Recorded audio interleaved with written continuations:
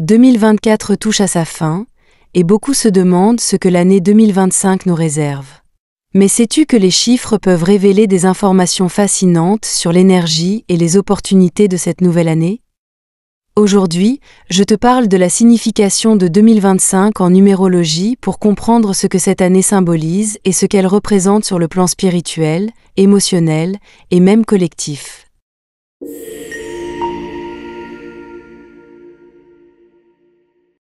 Tout dans cet univers est vibration.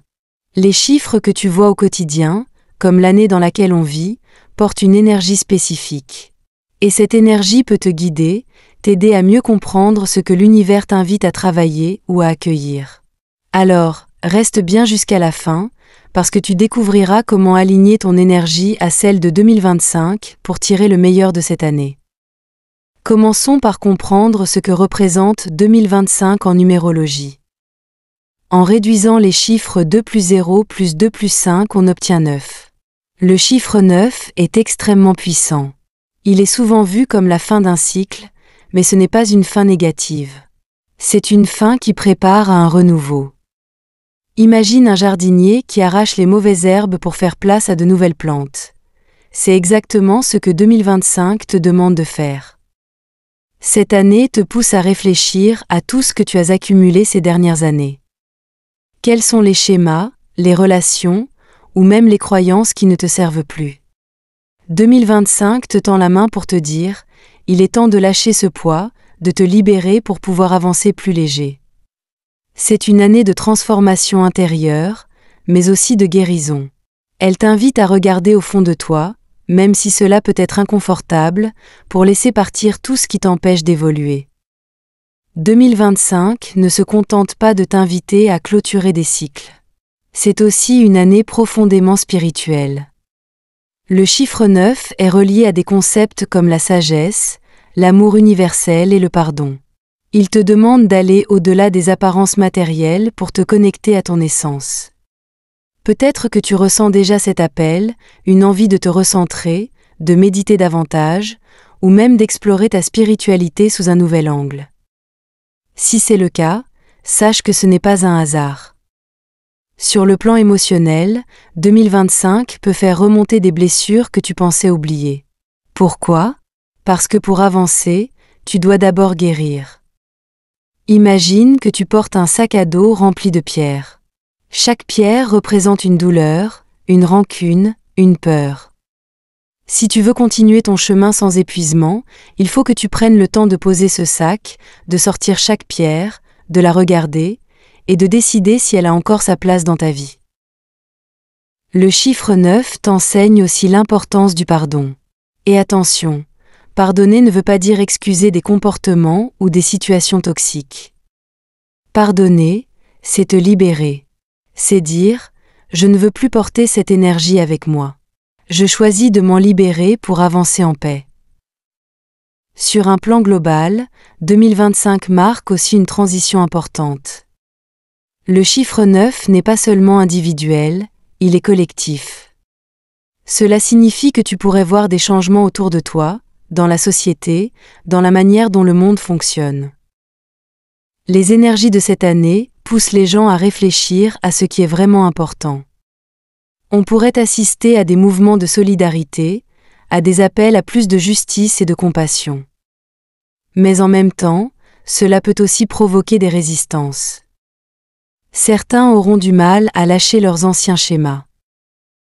Mais, tout commence par toi. L'énergie collective est le reflet de l'énergie individuelle. Plus tu fais ce travail de guérison et de libération, plus tu contribues à élever l'énergie globale. Ne sous-estime jamais l'impact de ton propre alignement sur le monde qui t'entoure. Maintenant que tu comprends mieux ce que représente 2025, voyons comment tu peux t'aligner avec cette énergie pour en tirer le meilleur. En premier lieu, prends le temps de faire un bilan. L'année 2025 est une année universelle 9, marquée par la fin de cycle et l'achèvement. Pour aligner ton énergie à cette vibration, il est essentiel de prendre le temps de te poser et de réfléchir à ce que tu as accompli jusqu'ici. Quels sont les aspects de ta vie qui te satisfont pleinement? Quelles expériences, relations ou habitudes te semblent aujourd'hui obsolètes ou lourdes à porter? Faire un bilan, ce n'est pas simplement dresser une liste de ce qui a fonctionné ou non. C'est aussi prendre conscience des leçons apprises.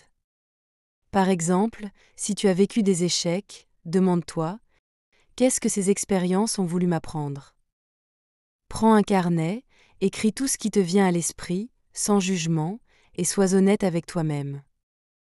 Ce processus te permettra de commencer l'année en ayant une vision claire de ce que tu veux conserver et de ce que tu es prête à laisser derrière toi. Ensuite, développe des pratiques de lâcher prise. L'énergie de 2025 demande de libérer ce qui n'a plus sa place dans ta vie. Mais lâcher le passé ne se fait pas toujours facilement.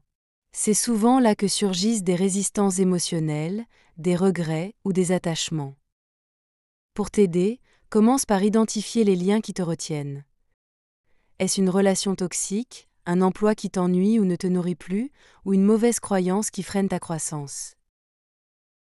Une pratique intéressante consiste à visualiser symboliquement ce lâcher-prise.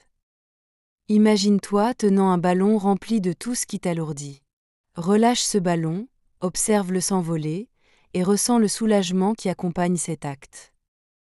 Médite aussi régulièrement pour observer tes émotions sans les juger.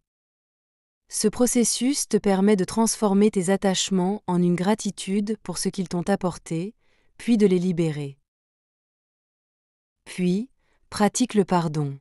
Le pardon est une clé essentielle en 2025 pour clôturer les chapitres de ton passé avec sérénité. Mais pardonner ne signifie pas excuser des comportements nuisibles ou minimiser tes émotions. Cela signifie te libérer du poids que les rancunes ou les blessures infligent à ton cœur. Le pardon commence souvent par toi-même. Demande-toi: est-ce que je me juge pour des erreurs passées? Est-ce que je m'en veux pour des opportunités manquées? Etc. Un exercice intéressant consiste à écrire une lettre, soit à toi-même, soit à une personne avec qui tu ressens des tensions. Dans cette lettre, exprime tout ce que tu ressens, puis termine par ces mots: je choisis de me libérer et de te libérer également. Je choisis la paix. Tu peux brûler cette lettre ou la jeter pour symboliser cette libération. Le pardon ouvre un espace immense pour de nouvelles énergies positives. Enfin, reste ancré dans le moment présent. Avec l'énergie de fin de cycle, il peut être tentant de s'attarder sur le passé ou de s'inquiéter pour l'avenir. Pourtant, tout pouvoir de transformation réside dans le présent. Pour rester ancré, développe des techniques qui te reconnectent à l'instant présent.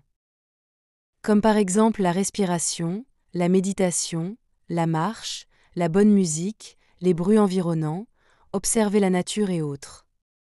L'ancrage, c'est aussi vivre pleinement chaque expérience, sans te disperser. Quand tu partages un moment avec quelqu'un, sois pleinement présente.